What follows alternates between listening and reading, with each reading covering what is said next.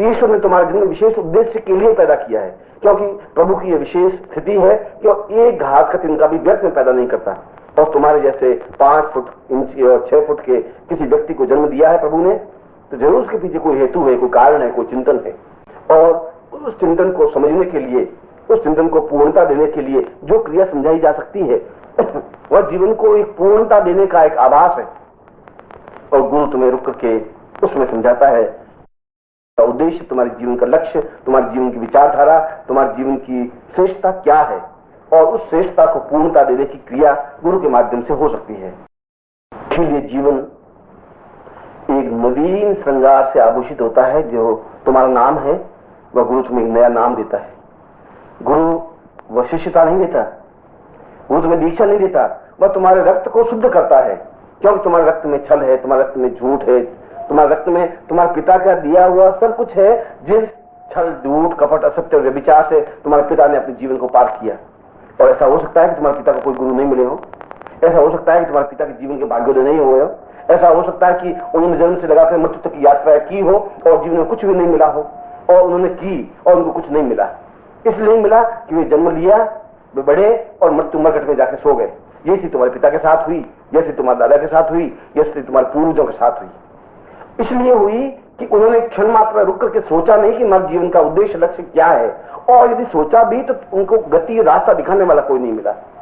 इसलिए उन्होंने कहा कि जब तुम्हारे जीवन का कभी सौभाग्योदय हो, जब कभी गुरु आकर के खड़े हो जाए, उस पगडंडे पर कहीं मिल जाए, जीवन के किसी भी भाग में मिल जाए, उस समय एक विस्फोट सा होगा जब तुम उसके चरणों को पकड़ सकोगे। वह एक क्रांतिकारी कदम होगा जब तुम उनसे मिल सकोगे। वह जीवन की चिंगारी होगी जब उसके भावनाओं को तुम्हारे हृदय में एक रोशनी पैदा हो सकेगी। और जब ऐसा पैदा हो सकेगा तो जीवन का एक अर्थ बनेगा, जीवन का एक चिंतन बनेगा, जीवन की एक विचारधारा बनेगी। और इसीलिए उस दिन से तुम्हारा एक नया, उस दिन से जीवन नए दिशा की ओर बढ़ता है। उस दिन से जीवन का एक स्वर्णिम अध्याय प्रारंभ होता है, और वह जीवन मृत्यु की ओर नहीं जा सकता है। मृत्यु वही अमृतम गमय, मृत्यु से अमृत्यु की ओर जाने की क्रिया गुरु सिखाता है। वह गुरु है तो, क्योंकि गुरु मृत्यु का रास्ता तो तुम अपने आप सीखे हुए हो। मरघट में सोने की क्रिया तो तुम्हें ज्ञात ही है।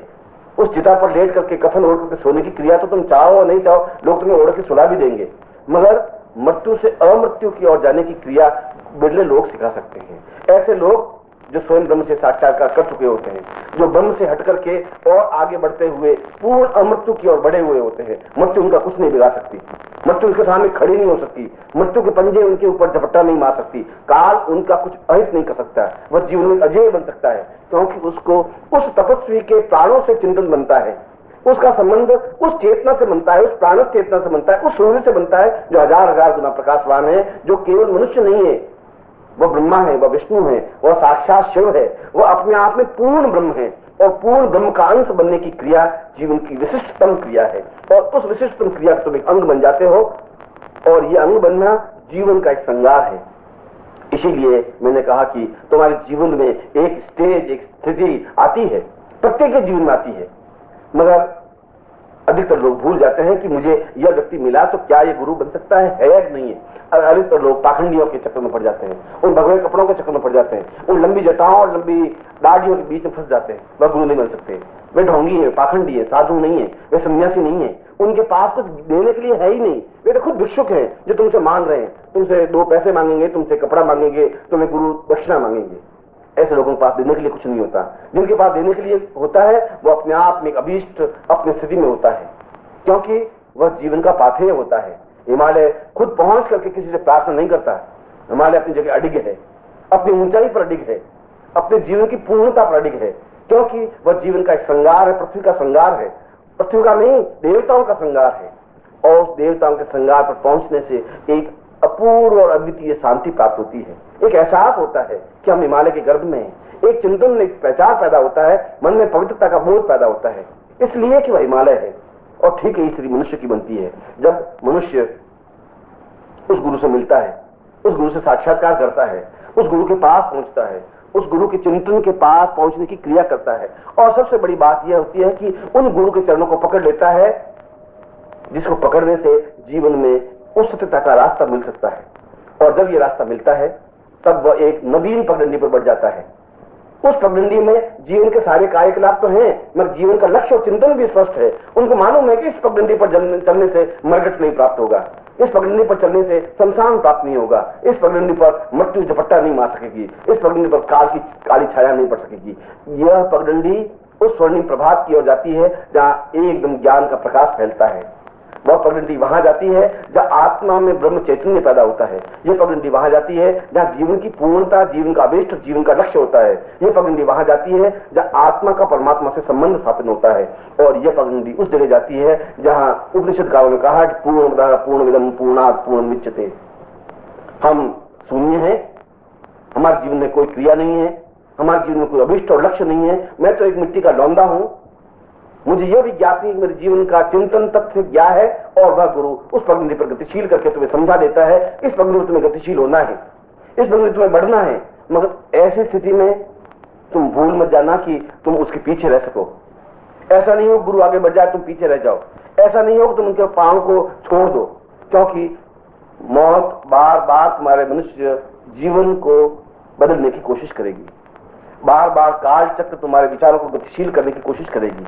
बार बार समय तुम्हें उस रास्ते से भटकाने की कोशिश करेगी। और वे शत्रु जो मृत्यु रूपी शत्रु हैं, जो मृत्यु के पथ पर अग्रसर हैं, जो काल की ग्रास में खड़े हुए हैं, वे तुम्हारे माँ और बाप के रूप में भी हो सकते हैं, भाई और बहन के रूप में भी होते हैं, संगी और साथी के रूप में भी हो सकते हैं। फिर बार बार कहेंगे तुम्हें क्या कर रहे हो, कहां जा रहे हो, ये कौन सा रास्ता है। तुम्हें कमाना चाहिए, व्यापार करना चाहिए, अपने जीवन में लक्ष्य प्राप्त करना चाहिए, 4 संतान पैदा करना चाहिए। तुम्हारे मरने के बाद तुम्हें पानी कौन देगा।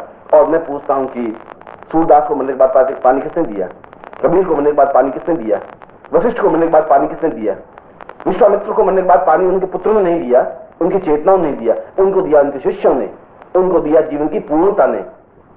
और जो जीवन की पूर्णता प्राप्त कर सकता है, जो जीवन के लक्ष्य को प्राप्त कर सकता है, वह अपने आप में ही पूर्ण होता है। वह साध्य करने की क्रिया का चिंतन नहीं करता, वह मृत्यु का स्थिति नहीं है, उसके जीवन में मृत्यु आ ही नहीं सकती। वह तो जीवन की पूर्णता है, और जहां जीवन की पूर्णता है वह अपने आप में उच्चतम स्थिति है। इसीलिए तो मैं कहता हूं कि तुम्हारे जीवन में ऐसी क्रांतिकारी क्षण आएंगे, आते हैं, मगर उस समय तुम्हारे शत्रु भी तुम्हारे सामने खड़े होते हैं।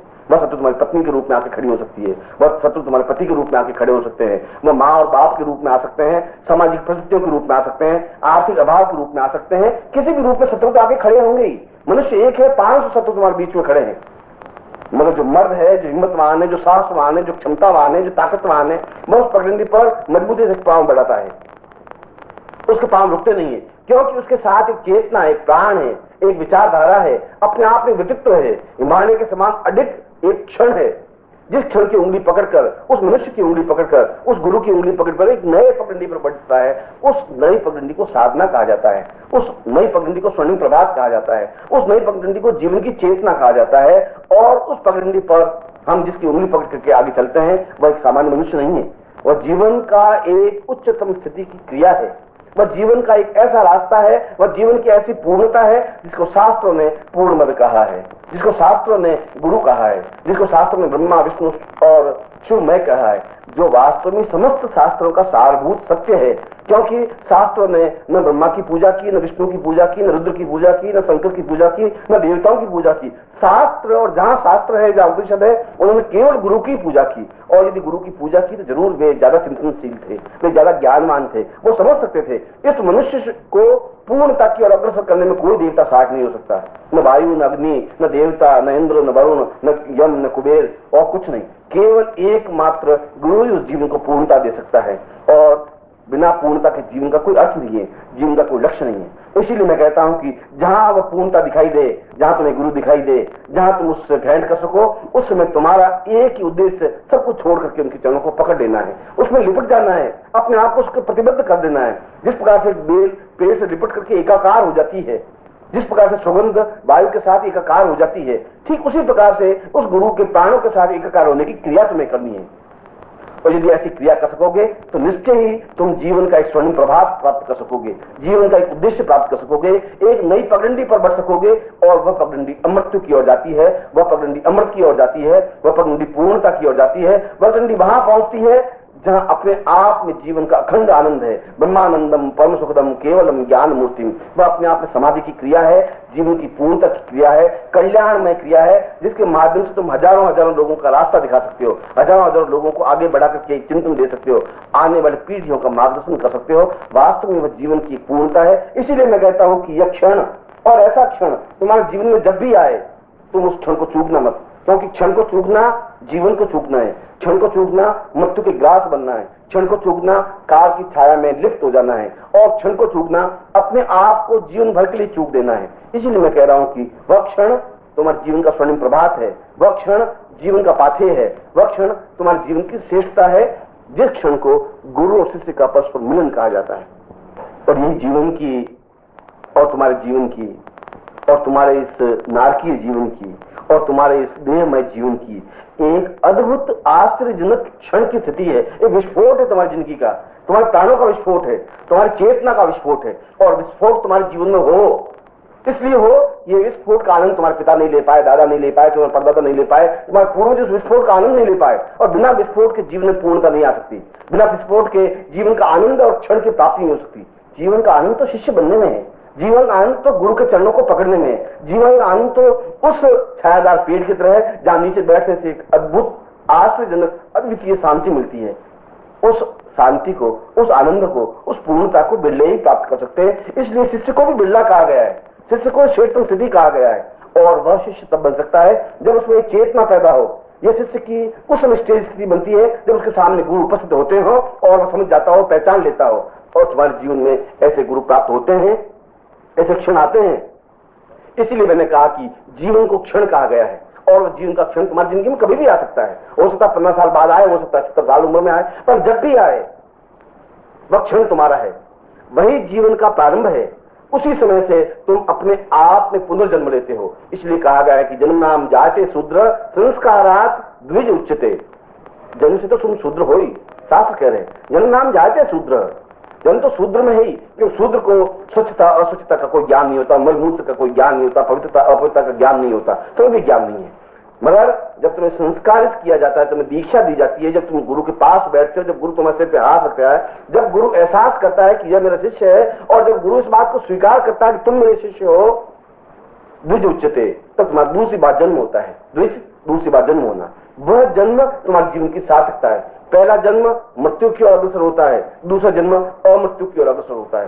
पहला जन्म विषय वासनाओं की ओर अग्रसर होता है, दूसरा जन्म अपने जीवन की पूर्णता की ओर अग्रसर होता है। पहला जन्म छल झूठ कपट असत्य व्यभिचार की ओर जन्म लेता है, दूसरा जन्म जीवन के आनंद और पूर्णता की ओर, श्रेष्ठता की ओर, अद्वितीयता की ओर, और उस स्टेज को प्राप्त करने की ओर अग्रसर होता है, जिसको प्राप्त करने के लिए उच्च कोटि के योगी और सन्यासी, उच्च कोटि के साधु और चिंतक, विचारक और श्रेष्ठतम उस क्षण के इंतजार करते रहते हैं। ऐसा जीवन में क्षण हो, ऐसा विस्फोट हो, ऐसे प्राणों में चेतना हो, और जीवन में ऐसी प्राणों की चेतना, जीवन के आनंद और जीवन की श्रेष्ठतम स्थिति गुरु और शिष्य के परस्पर मिलन में है।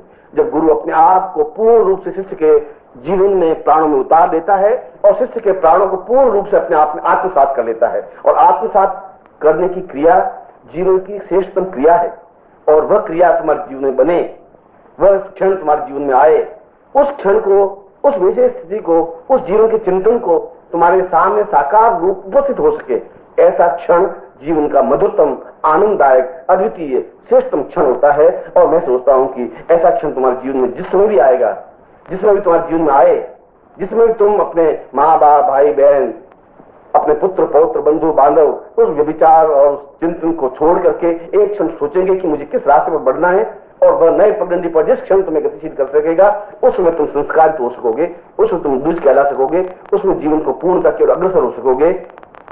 और यह जीवन के पूर्णता की ओर अग्रसर होने की क्रिया ठीक वैसे ही है जैसे नदी का समुद्र में अपने आप में विलीन हो जाने की क्रिया है।